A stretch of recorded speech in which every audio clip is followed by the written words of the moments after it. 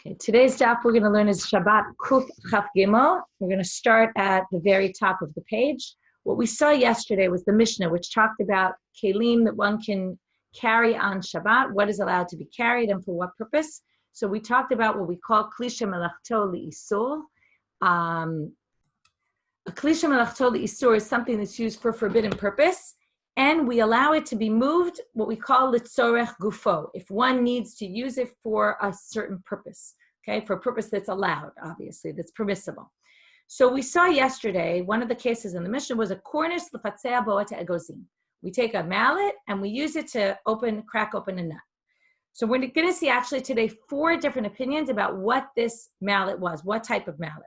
So the first opinion we saw was Rav Yehuda, which seemed a little strange and not exactly according to the pshat of the Mishnah, but the rest of the Mishnah, and therefore they questioned him. But he says it was actually only a nut, it was a mallet used specifically for cracking nuts. That's why it's allowed. But if it were used for something else, if it was a different type of mallet, we wouldn't be allowed to use it.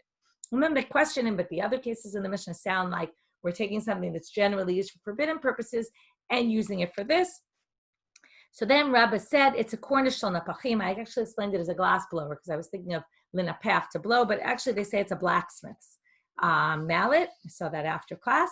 So it's basically a utensil that's used for the blacksmiths, and you can use it for opening your nuts, cracking your nuts, and that teaches us, which is where we ended yesterday, this is a classic category. We have a kli that's generally used for forbidden purposes. We allow it, if you want to use it for itself, meaning not to move it because you want to protect it from getting ruined, not to move it because you need the space, but to use it to do a permitted action.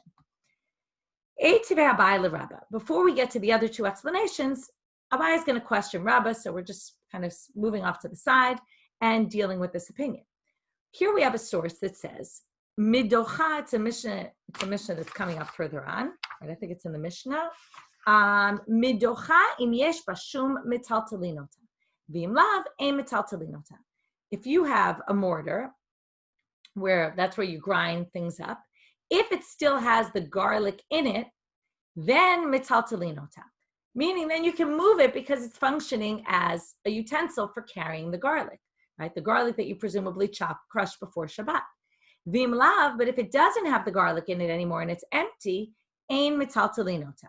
So you can't carry this. Now it seems like for some other purpose, even if you want to use it for some other reason, litzorech gufa. Okay, we're going to see later in today's daf that there's another explanation brought for this source that actually says that you're not moving it. The reason why you're using it is not litzorech gufa. Maybe it's for something else. We'll talk about that later. But now we're going to assume you can't move it even litzorech gufa. So Amarle. So Rabbah says, oh, don't bother me with that source. Hamane Rabbi Nechemia. We talked about before that there's all different approaches to muktzah among the rabbis. Rabbi Nechemia has the most stringent approach, and he says, "Da'amar ein kli nital ela litzorech tashmisho." According to Rabbi Nechemia, one is not allowed to move a utensil unless it's for the purpose that that utensil was used for. So let's say you have a fork, and forks are used for eating. You can only use a fork for eating. You can't use it for any other purpose, okay? Any kli on Shabbat, obviously on a weekday, you could do whatever you want with it. But on Shabbat, you cannot move anything if it's not the purpose that it was designated for. That's his opinion. So Rabbah says, oh, you're bringing me a Tanaitic source? I could just say that Tanaitic source is Rabbi Nechemia. And then it doesn't bother me because we don't hold that way. Now he brings another source, Eitive. Okay, this is a Mishnah in Beitza. I'm going to read what's in parentheses just so you get the background, even though it's in parentheses, which means it doesn't really need to be here, but it's helpful just to understand. Beit Shammai Amrim, Ein notnim et Eli. Now we're talking about the pestle part. Okay, the pestle, you have to imagine now in a small mortar and pestle, it's like a small rounded thing. But if you have a big mortar and pestle, imagine the pestle is going to have an area that's kind of flat, okay, like a big pestle here. It's almost like a flat board that you use to crush everything. So he says, now we're talking about in Yom Tov, because this is a Mishnah in Beitza. And Beit Shammai says, Ein notnim et Eli lekatzev alav basar. You can't use that part since it's klisha melachto li'isur, because even on Yantif, you can't use the mortar and pestle to crush things, even though it's for food purposes, that's not allowed. But you can't use it even if you want to cut meat on. Beit Hillel mitirin. Beit Hillel says if you want to chop meat on it, use it like a cutting board, you can. Vishavim, they both agree, she'im katsav alav basar, even if, let's say it's forbidden or it's not forbidden to cut the basar, but you do cut your meat on it, after you use it for meat, asur l'taltalo. You can no longer carry it, meaning it's a little bit tricky what this means. What if you want to cut more meat according to Beit Hillel? But it sounds like once you used it for that purpose, you can't, meaning it seems like you can't use it for any other purpose is maybe what they mean. That it maybe, according to Beit Hillel, you could use it to cut your meat, but you certainly can't use it for any other purpose. So it sounds like you can't use a davar shemelachto leisur letzorach gufo, because maybe you want to use it for something else. So Sarah l'shinuye like Rabbi Nechemia. So Rabbah originally said to himself, oh, I could say also maybe this Mishnah is like Rabbi Nechemia, just like he said with the previous source. But then he came up with a better answer. It's funny, they go through his thought process. They tell you, well, first he thought, I'll say like Rabbi Nechemia. Then he all of a sudden heard this other source, which is Rav Chanina bar Shemli said Mishmei de Rav, in the name of Rav, Hakol modim b'sike zayre umazore. Okay, these are laundry pins, laundry presses. They're all different implements that they used for laundering. When it comes to those things, he heard the kevan de kapir alayu miyached lehu makom.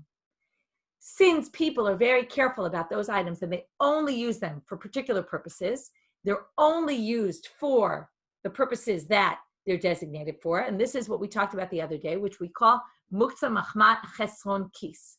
That means that these items are only used for very specific uses, and people are careful to reserve them just for those uses, and they're not going to use them for anything else, which means that on Shabbat, since you can't use them for their regular purpose because it's forbidden, we therefore assume that we therefore don't allow you to use them for anything else. So even though we have two categories of klisha melachto l'isur.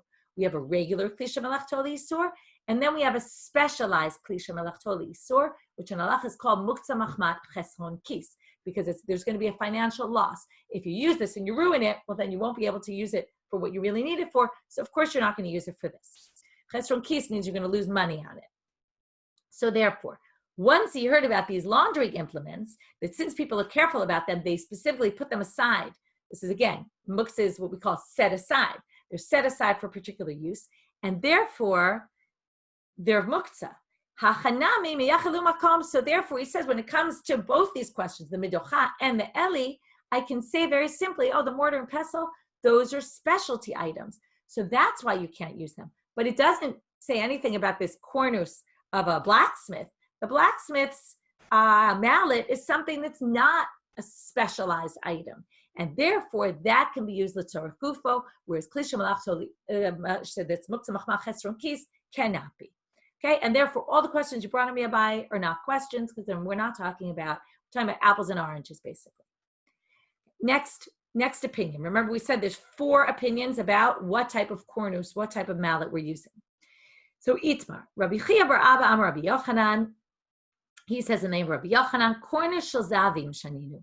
We're talking about a goldsmith, not just a blacksmith, but a goldsmith, which is even a more specific, right, a more expensive type item, possibly more specialized. Still, we're going to allow that to crack open your nuts. Rav Shemin bar Abba Amar, cornus shel besamim, even when used for cutting up, for chopping up fragrant spices. Okay, so now, cornus shel besamim shaninu. The question is, what's the order here? So it seems that the order is the way we started. First, we said only if it's for egozim.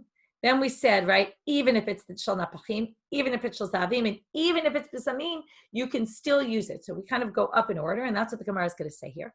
Manda amar de besamim kol shekeh. It's obvious, by the way, they don't need to tell you that zahavim is more specialized than the blacksmith, the napach. So therefore, already we're going up and saying, even if it's more specialized, we're still going to allow you to use it. But man damar de besamim, if you say it's the one for besamim, kol shekain de zavim, you would all the more so agree that if it's zavim. But man damar shel zavim, aval de besamim kapir alayu. This is all a matter of everybody looked at these utensils, these items, implements differently. The one who said the zahavim would say only zahavim and the previous ones, napachim, and obviously if it's specific for egozim. but he wouldn't say besamim. He would say besamim is a specialty item, and that would be an item that's set aside that you would not be allowed to use. Why are besamim more specialty than zavim? You would think for gold, you would have to have something very special so you don't ruin the gold. First of all, we saw a few weeks ago that they would knock, if it got a nick in it or something, you would knock it, you would bang it on the board, and then you could fix it in that way. So it seems that could be fixed, and maybe potentially the besamim can't be fixed. Other people say that maybe the besamim, you don't want any other flavors getting any scents getting into it. So therefore, you wouldn't use it for anything else other than for besamim, because if you start using it for something else, it might pick up a smell that you don't want to get into your besamim. Right? You're obviously making these besamim for perfume or something like that. You want to be very careful about it. So maybe that's why. Okay, in any case, that's the order of items. Continuing on in the Mishnah, et hakush ve'et hakarkar. These are the implements from the weaving loom that you're using now to pierce a piece of food or something. Tanu Rabbanan. They quote a Braita. Pagash shetmana b'teven, v'charara shetmana b'gechalim. If you take an unripe fig and you put it under straw because you want it to ripen, so you stick it under straw. Straw, if you remember, is muktzah. Or a charara, you have a cake, shetmana b'gechalim. You put it underneath the coals. Normally we cook on top of the coals, but maybe for whatever reason you put this under the coals. This could happen sometimes in a bonfire. You stick your potatoes all the way underneath, and then the coals burn out, and you want to get your cake out from underneath or your fig out from underneath the straw. But what's the problem? It's covered with muktzah items because those things are set aside, right? You're not planning to use them. So if it's somewhat revealed, then you can just pull it out and you don't have to worry. But if not, asur l'taltala. If it's not partially uncovered, then you can't pull it out. We've actually seen cases like this before because you're ending up moving the muktzah items. Rabbi Elazar ben Tidai omer tochavim bekush o bekarkar. Now we understand why we brought this up, because it's talking about implements that we saw in our Mishnah. You can take a kush or a karkar, stab it. In other words, don't put your hand in there because then you're going to actually move the muktzah items. But if you stab it with this implement and then you pick it up, we don't care if it's under the teven. Stick your fork inside or whatever, your weaving implement, which is kind of fork-like. Pierce it, pull it up. You're not touching anything. What do we call this?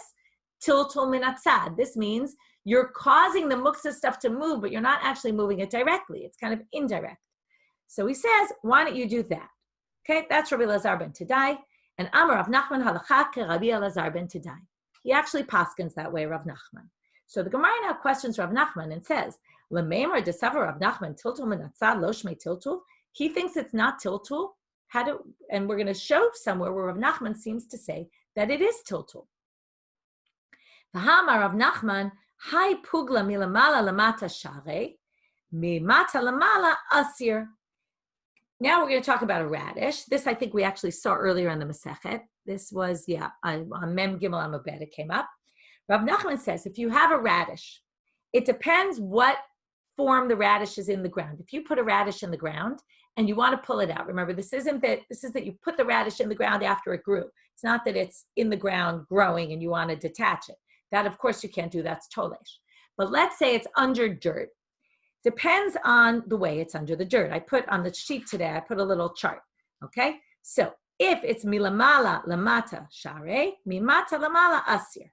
If the radish is milamala lamata, that means it's wider at the top. Imagine the radish is a little bit triangular in shape.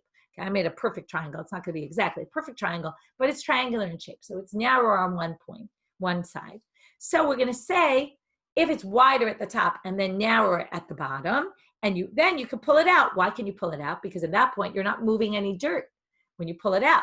But if it's the opposite, where it's narrow at the top and underground, it's very wide, then when you pick it up, you're going to move the dirt, and the dirt is muktzah, you can't move it. That is classic tiltul min hatzad. And Rav Nachman says that that's forbidden to do. So how could he say here that tiltul min hatzad is okay? So what do we answer? Hadabar Rav Nachman Me'ahi. Rav Nachman changed his mind about that source, okay? What he said before about that source, he changed his mind about it's not the case. Okay, so with the radish, in the end, he thought that you could actually pull it out regardless of how it is in the ground. Next case in the Mishnah. Machat shel yad litol ba'etakotz. You can use a needle to take out a splinter in your body. Shalach, so we're going to go in a few different directions with the sugya. The first is this. Shalach le Rava berei de Rabba le Rav Yosef. So Rabba, the son of Rabba, sends Rav Yosef the following question. Yilamdenu Rabbeinu, please teach us, Rabbi. Machat shenital charara o uktzah mahu. Again, we're going to get back to a sugya, and I know there were a bunch who asked me about this, about the connection between, and this is a really good sugya, and for this issue, the connection between dinei tum'ah v'tahara and dinei muktzah. Remember, for something to be muktzah, it needs to be considered not, right, the highest level of muktzah is something that's not even a kli at all. So we're going to talk now about something that's not, right, and now again, when it comes to purity and impurity laws, what do we say? Something can only become impure, susceptible to impurity, if it's a kli. If it's something that's not a kli, let's say you're creating something and you haven't finished creating the utensil. It's in the middle of being formed.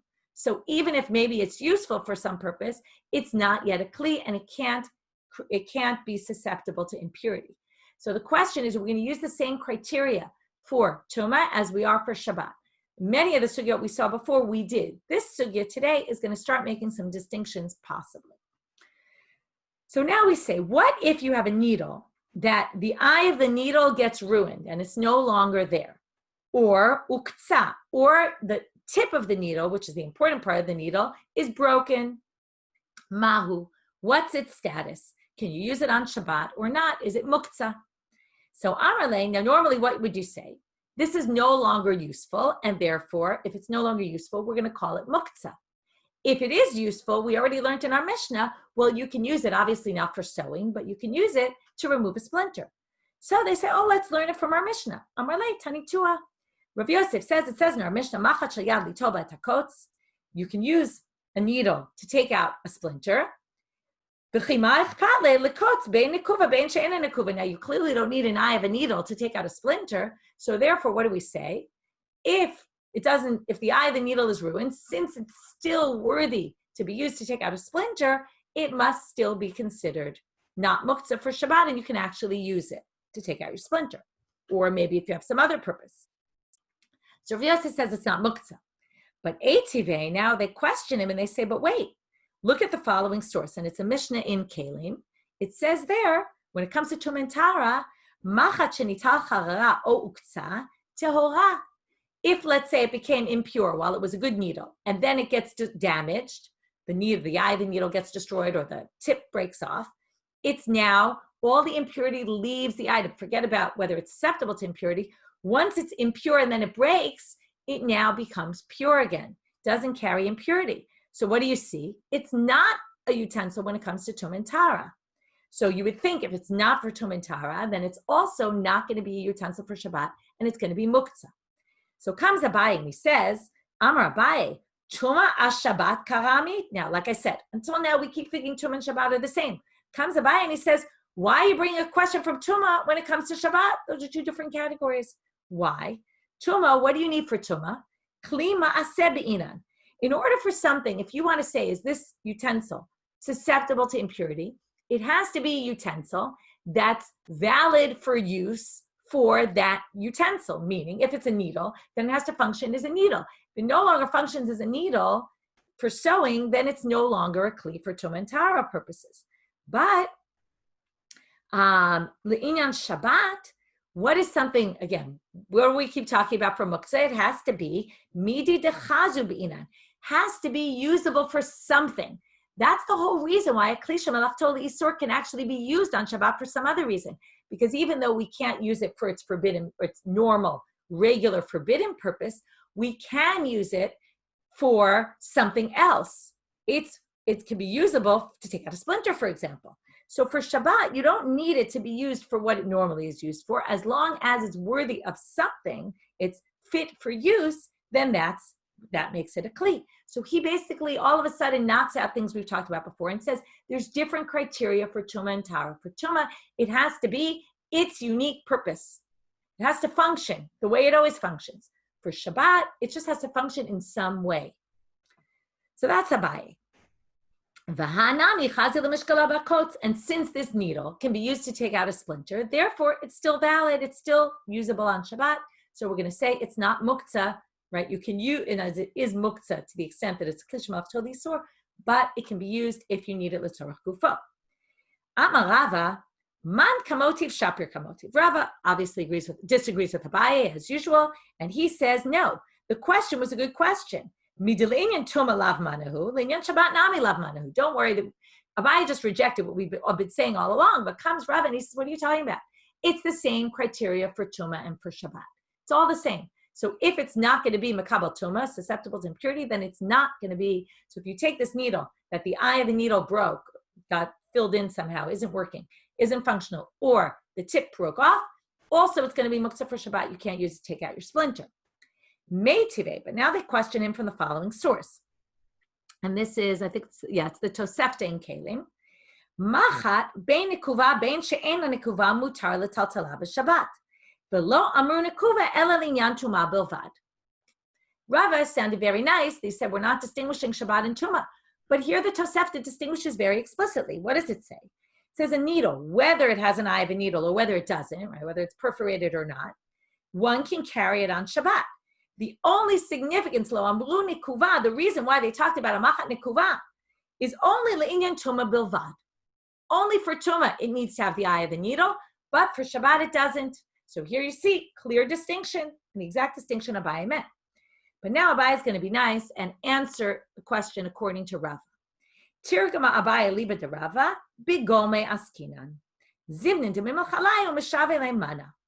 Aval denital charau ksa adam zorka lebena grutaot. Abaye makes the following distinction for Rava. Okay, remember Abaye thinks anyway Shabbat and Tuma have different criteria, but Rava, who thinks they're the same, how does he deal with these sources? So Rava will say the following. The source that talked about bein nekuva, bein ein nekuva is you can carry it in Shabbat, but it's not going to be a kli, it's going to be tahor, not going to be susceptible to impurity, is talking about before it's actually created. When you create a needle, so let's just assume first you create the needle and then you put the hole in. So while you're creating the needle and you now have this needle that's a needle, but it doesn't yet have the eye of the needle in it, as I said in the beginning, if it's not yet a kli, it hasn't had what we call gamar malacha, it's not a finished utensil, then it's not going to be susceptible to impurity, even if maybe it's usable for something. But when it comes to Shabbat, since you can use it already, and that's what it says here, zimnin demim lachalayu meshaven leimana, even though you're in the middle of creating this, you might say, oh wait, right now it's Shabbat, I have that needle, I need it, I have a splinter, I need to take out my splinter, I'm going to use that needle right now and take out my splinter. You might do that. And therefore, for Shabbat purposes, even though it's not a finished product is not significant when it comes to Shabbat. As long as it's usable, then already we're going to say this can be carried on Shabbat if you need it for some purpose. But when it comes to Tuma, since it hasn't yet been formed into a utensil, it's not finished, it's not a finished product, it's certainly not going to be susceptible to impurity. Which means that now we're going to say it much more simpler, the only time we're going to distinguish between Shabbat and Tuma and Tara, purity and impurity laws, is before it becomes a utensil. Once it becomes a utensil, then we're going to go back to the original, which is if it breaks, then comes Abaye and he says, now go back to the needle case. Why, once it's broken, are we going to say it's the same again, according to Rava? It's the same for Shabbat and Tuma, which means it's not going to be susceptible to impurity, or if it was impure, it's now going to be pure. And it's muktzah on Shabbat, you can't move it, even though theoretically you could use it to take out a splinter. Why? Because in that case, what are we going to say? Adam zorka ben grutaot. If you have a needle that breaks, or the eye of the needle is ruined, you're just going to throw it out. Once it's set aside to be thrown in the garbage, then we don't assume you're going to come back and use it to take out your splinter. So because it's all a matter of what's in your mind about this kli.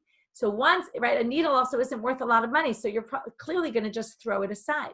And therefore, once it's created and has a purpose, and then it's broken, it's going to be broken and you're going to throw it in the garbage. So therefore, in that case, both for Shabbat and for Tuma, it's not going to be a kli anymore. So that's the distinction they make here. Okay, so when the Tosefta made a distinction between Shabbat and Tuma, it was all before the actual creation of the kli, when it was still in its formation.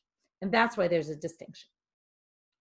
And now we're getting off on a different topic entirely, which is going to soon bring our Mishnah as a proof for one of the opinions. And that's why we're here, but you'll wonder in the beginning, what are we getting? Why are we here? Asube Yanuka. It's not exactly clear what this is. There's a bunch of different opinions. It's some sort of either when the baby was born, they needed to kind of fit the limbs, like put them into place. They did some sort of act to kind of make sure the limbs were in the right place. Some people say it's right when the baby's born. Some people say, of course, they're not talking about that because that for sure can be done on Shabbat. There's no machloket because it's kind of pikuach nefesh, right? The baby has to survive, so you can do that. What we mean is maybe a few days later or a few weeks later, or maybe something dislocated and you want to put it back. Maybe that's what we're referring to. It's not so clear, but it's somehow moving the limbs of a baby or a young child into place. So, Asube Yanuka, again, this is a good example of things that were common in those days that we don't know exactly what they're talking about because we don't do that nowadays. Rav Nachman Asil, Rav Sheshet Shali. So Rav Nachman forbids doing this on Shabbat. And what's the issue of forbidding it? Again, I told you we're off topic. It's because you're fixing something. You're not allowed to fix something. It's like makebet patish, the final blow. Rav Sheshet says, no, it's okay. You can do it. Amar Rav Nachman, so each one's going to bring proof. And then each one's going to have to explain why they don't agree with the other side. Mina minala, where do I get it from? Ditnan. It says in the Mishnah further on in Shabbat, Ein osin apiktosim b'Shabbat. You can't make this substance, and apparently it seems like you can't drink it, which is something they would eat or drink. I think it was a drink in order to empty out your body, in order to kind of clean out your system. They say, Rashi says it's not refuah. We're not talking about for medicinal purposes. We're talking lahariket me'av sheyuchal le'echov v'lishtot. Seems like a very strange thing. Luckily, the Gemara is going to actually talk about this. Very strange. Most people didn't do this. But if you wanted to kind of empty out all the food in your body, it's like people binge, right? You binge so that you can eat more. What's it called? Like people who are bulimic and they make themselves vomit, and then they eat, right? It's kind of the reverse there. There they vomit after they eat, but it's kind of like vomiting to make room so you can eat. So basically, you can't do this on Shabbat because, again, he looks at it as a tikkun of your body. It's not exactly, but it's kind of fixing your body to allow you to be able to eat more. The Rav Sheshet, hatam lav orche, hacha orche. You can't compare that to what you do to the child because what you do to a child is a normal act, and what you do, the apoptosin, is not a normal thing to do. Since it's not normal, the rabbis didn't see any reason to allow it. But the issue with the baby is a very typical thing, and therefore they allowed it. Amar Rav Sheshet, Mina Min Alai, says, what's my proof? And here we get to our Mishnah. Ditnan, machat shel yad litol ba'et hakotz. You can take a needle to take out a thorn. Now, what does this have to do with anything? Because if you can use this needle to take out your thorn, what are you doing? You're fixing something in your body. So if you're fixing something in your body, there you see the fixing is okay. So perfect proof. So what's Rav Nachman going to say to this? He says, no, you're comparing again apples and oranges. Rav Nachman, hatam pekid, hachalo pekid. The splinter that's in your body is some external thing in your body that you want to remove.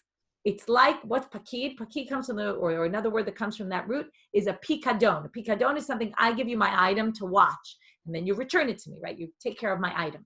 So what is he saying here? The splinter is an external thing in your body that's kind of in your body, and you just want to remove it. That's not really fixing. That's just taking out a foreign item. But hachalo pakid, when it comes to the evarim of the baby, there it's part of the body, and you're basically fixing the body the way it's supposed to be. That is not allowed because that's really fixing. Okay, so therefore, this was brought as a proof text for Rav Sheshet. Rav Nachman doesn't view it that way. Okay, moving on to the next Mishnah. Here we're going to have a very short Mishnah and a short Gemara on the Mishnah.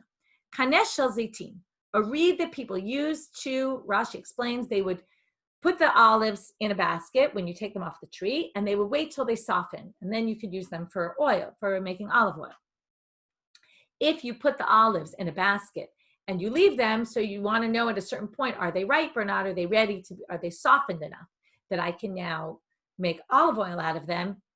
So you would flip them with a reed. You would put a reed inside, flip the olives around with the reed, and then you would see if there's oil there, right? Because what would happen? The oil would seep to the bottom. If you don't mix it around, you won't be able to see the oil. And we're going to see soon that what would happen is you would take this reed and the oil would go into the reed, and then you would check the reed to see, is there oil in there? So this reed of zeitim, im yesh kesher berosho, if it's tied on one end, then mekabel tuma, then it can be susceptible to impurity. Now you see here, the Mishnah already shifts into purity, impurity laws. V'im lav, ein mekabel truma, and if not, it's not susceptible to impurity. Bein kach ubein kach nital b'Shabbat, but in any case, it can be carried on Shabbat. By the way, this is another case where you see a distinction between Shabbat and, right? No matter what, it's going to be considered a kli for the purposes of Shabbat. And again, it'll be called the kli shemalachto li'isur, but if you have some purpose for it, you can use it, whether or not it's tied at one end or not. So now the Gemara says, Amai, why would this reed, if it has a kesher berosho, can it be susceptible to impurity? Isn't this what we call pshutei kli etzu?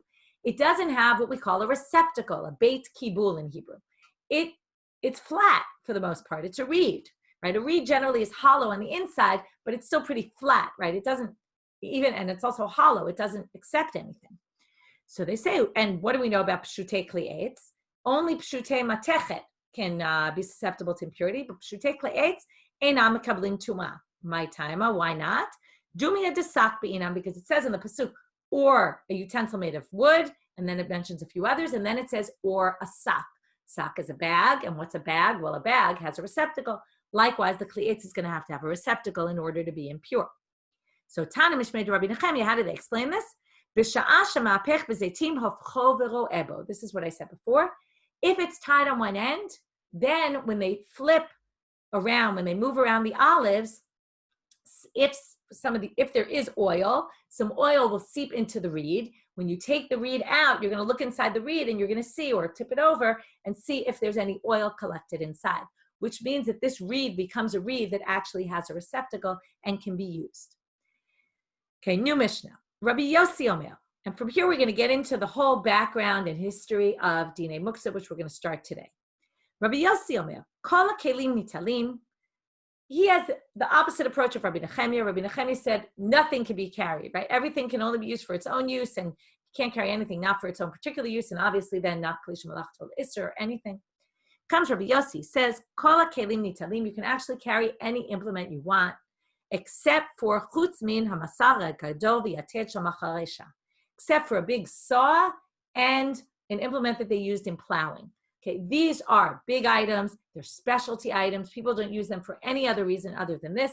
Again, this is the category of Muktzah Machmah Chesron Kis. According to him, only Muktzah Machmah Chesron Kis is a problem, not any other kind of Muktzah.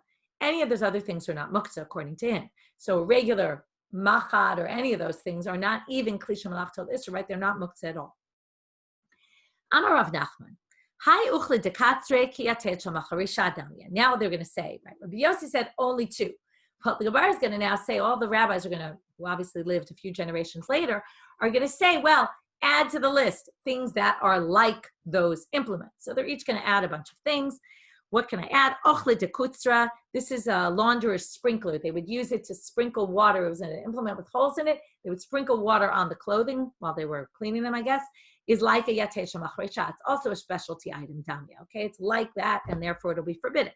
Amar Abaye, Charba de Ushchafe, the knife of the shoemaker. Sakina de Ashkafta, the knife of the butcher. The Chatzina de Nagre, a knife of a carpenter. Yatet Shel Macharesha Dami. They're also like this Yatet of Macharesha. They're specialty items. You can see that anytime something is owned by a professional, that's already going to make it a specialty item. Tanu Rabbanan. Now we're going to bring a braita that we're going to have two different interpretations of what happened here historically. Barishona. Now, later in the daf, at the end of the daf, we're going to see what is Barishona, what's this early time period that they're referring to. But it's some early time period. Hayu Omrim. If you remember, Muktzah is only usher by rabbinic law. It doesn't come up in the Torah. So at some point, they decided, and that's Barishona, they decided things are going to be Muktzah. We'll see when that was, according to the Gemara. But right now, we're not up to that yet. In the beginning, they said, Shlosha kelim nitalim b'Shabbat.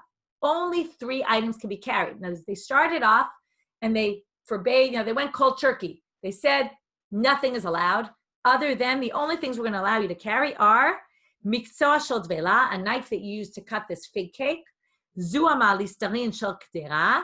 This is some sort of what we call a spork, like a combination spoon and fork that they would use to get rid of the stuff at the bottom that got stuck at the bottom of the pot. This sakin ktana shel gabe shulchan, and a regular knife you use on a table, as opposed to any other specialty knife. Those are the only items you can use on Shabbat. Chazru v'hitiru, stage number 2. Okay, so stage number 1, everything was forbidden. Stage number 2, they started to be more lenient. Then, so first, hitiru, that was the first stage. Then, that was the second. So the first stage, they're very stringent. Second stage, they were more lenient. Chazru v'hitiru, third stage, they became more lenient. V'chazru v'hitiru, fourth stage, they became more lenient. Ad she'amru, until the fifth stage, kol ha'kelim nitalim b'Shabbat, everything can be carried, chutz min hamasar hagdol v'yateh shel machrei shah, other than the 2 items Rabbi Yossi mentioned in the Mishnah. Okay, so obviously, my hitiru v'hitiru v'chazru v'hitiru, and what are all these stages? We're going to have a machlok at Abaye and Rava. Again, it's charted out on your sheet if you want to look. Amar Abaye, hitiru davar shemalachto leheter letzorech gufo. If you remember yesterday, we talked about this tzorech gufo, tzorech makomo, or I'll review. Tzorech gufo, you want to use the item for some purpose, for the item itself. Makomo means you want to move it because you want to get it out of your way. Now, if we're going to have to choose which is more easier to allow, using it for some productive purpose rather than just moving it to get it out of the way, it's going to be more likely we're going to allow. So the first thing they allowed was take something shemalachto leheter, okay, that can be normally used for something that we're allowed to use on Shabbat, not something that has any forbidden purpose. Again, you have to get out of your head what you normally think muktzah. Why would a kli shemalachto leheter be muktzah at all? But again, what did they say in the beginning? Any implement can't be used at all unless it's these 3 that are very basic. But anything beyond basic, which still is used for permitted purposes on Shabbat, still can't be moved on Shabbat. So the first thing they said was, well, if it's used for permitted items, we're going to allow you to use it l'tzorech gufo, for something that you need that implement for. Okay, there's 5 stages, but I'm going to talk about 4 stages of being lenient. The second leniency was, then they said, not only can you use it if you need it, but you can also move it if you want to get it out of your way. Third stage. So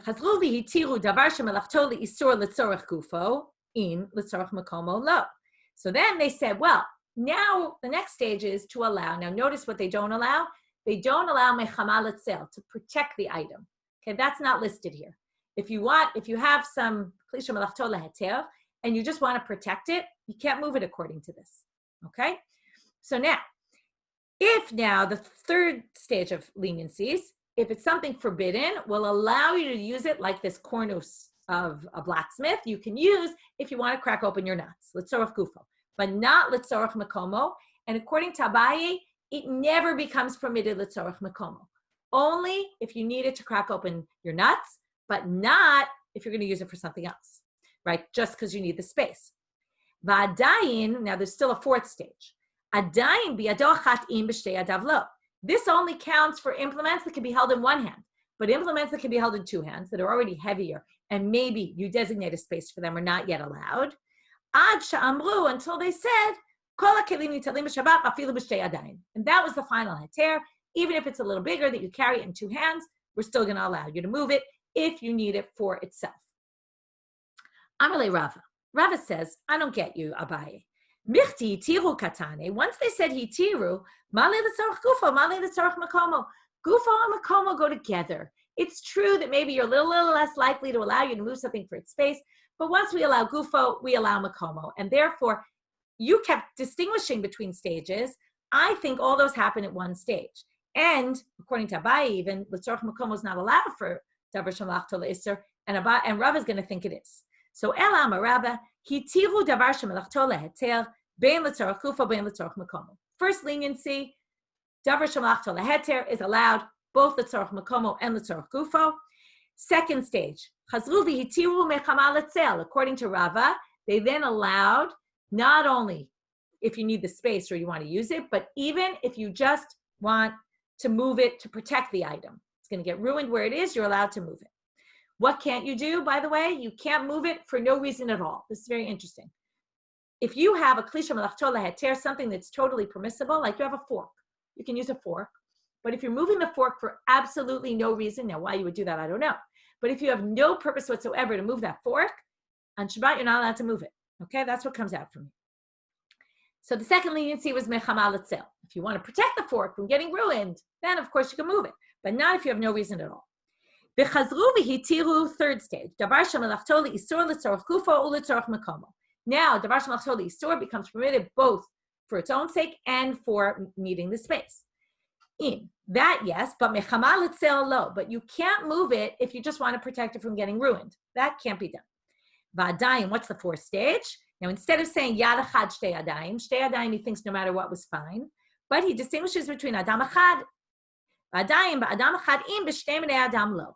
He distinguishes in terms of size, but differently than Abaye. He says 2 people to move an item is already very heavy. We're not going to allow that. That wasn't allowed originally because, again, that's something that we assume, like the candelabra we talked about, is something maybe you would set aside. That was the final stage. Say even if 2 people needed to carry it, still it's going to be allowed. So now we go back to where we started today. Abaye brings the 2 sources we saw about the mortar and pestle, and says to Rava, which seems like, why are you carrying it with tzorech mekomo? And Rava, you said it can be moved with tzorech mekomo, and here you see it can't. So Rava will answer, and again, I said this before, that originally we said, oh, just say that's Rabbi Nechemia. Here Rava answers, the whole issue there was you wanted to move it to protect it, not for any other reason. That's why it's forbidden. Eitive brings the second question now that we brought earlier. And again, what do you see? You can't move it. And you said a klish malachtot lister can be moved. So hachanami mechama l'tzel. He explains this is mechama l'tzel, and that's why. The whole issue of moving it there was all because you wanted to move it to protect it. That's why it can't be moved, but it's not l'tzorach makom or gufa. That would be allowed. Here comes the last line we're going to learn for today. Amar Rabbi Chanina b'yimei Nechemia ben Chachelia nishnet mishnah zel. This mishnah about muktzah, that in the beginning they forbade all these things and it was very strict in the beginning. Who did that? In the time of Nehemiah, Ezra and Nehemiah, right, when they came back to Israel after the first destruction. So why? Why is he so stringent? Dichtiv, Bayamim hahem haraiti biyuda dorchei gitot b'Shabbat, dorchim gitot b'Shabbat u'mevi'im ha'aremo. People were doing a lot of work on Shabbat, and he said to prevent them from doing all this work, we're going to forbid muktzah. Okay? Now, this all of a sudden gives us an eye into why is muktzah forbidden. He says it's to prevent people from doing forbidden things. Okay? And that's why he was very machmir at the beginning to kind of set, get everything, as you say in Hebrew, la'apes, to start from scratch, right? Get everybody to stop doing. And then over time, they were able to become more lenient. So now, before we end, I just want to read the Rambam and the Ravid. They have a machloket about what the purpose of muktzah is. This is very important because it gets to all the things we're learning. What's the whole point of muktzah? So the Rambam Chocha Perek Kaf Dalet Al-Chad Yubet Gimel says the following, and we'll read this. It's on your sheet. Asru chachamim letaltel miksat dvarim b'Shabbat kederech shu oseh b'chol. Okay, they said you can't carry some things. The Rambam gives 3 answers. The first is, I'm not going to read this inside, but all of it inside, but he basically says, just like we saw a few days ago, you have to walk differently and talk differently. Also, carrying should be different, he says. You shouldn't carry the same items you carry, and he basically says, so that you shouldn't use Shabbat as a day to start organizing everything in your house. That's not a good day to do it. If you end up spending your whole day moving clothes from here to there and moving, right, and organizing your whole house, you'll end up not resting on Shabbat, and therefore, that, we can't do that. Second thing he says, you might come to do malacha. That's the whole klisha malachto lister. We want to prevent you from doing something forbidden, so we say you can't carry items that's what we always think of muktzah, right? Because then you might do something forbidden. The third is that he says there's some people who don't work at all, and Shabbat for them won't be any different than a regular day because it's not like they go to work anyway. For those people, we have to have some sort of noticeable difference. So we tell them you can't carry all these things, and then we just make it everybody can't carry them. Okay? So therefore, only carry things that you can move. And those are the 3 answers of the Rambam, which all seem a little bit out there, right? Maybe the second one is the one we can most identify with, but that only deals with Klisha Malachto Isser. It doesn't deal with this whole set aside category. And the others are really, kind of in the spirit of Shabbat type of thing. And that's why also it's only D'Rabbanan. Comes the Ravid, and he says, and he quotes both something on tomorrow's daf, which we'll see, which is tiltul lav tzorech hotzahi. We're going to see that tomorrow. And this is always the question, right? What's the connection between carrying in your house, things that are muktzah, that are forbidden, and carrying outside? Are they connected or not? So tomorrow's Gemara is going to connect them, and comes the Ravid, and he says, look, those are connected. And secondly, look at Nehemiah. What did Nehemiah do? He says Nehemiah forbade carrying muktzah items because he didn't want people to do things that were forbidden on Shabbat. So what do you see? Isn't it that he didn't want people to carry on Shabbat? And he basically says from there you see that it's a geder of an isur d'oraita. It's not like this other thing of, oh, it has to do with the spirit of Shabbat, or we want to make sure you keep within the concept of resting on Shabbat. No, it has to do with something else, which is it's a geder for hotza'ah, he says basically. And there we connect, he connects anyway, not everybody does, clearly the Rambam doesn't. He connects carrying outside to carrying inside. If you limit, and this is kind of like the fire thing, if we limit you with what you can carry inside the house, then you'll be more careful with carrying items outside the house. So that's his view, and these are two very different approaches to why the rabbis forbade muktzah, and we'll pick up from here tomorrow. We'll start with more issues about muktzah and carrying, what's allowed, what's not, and with that, have a good day, everybody.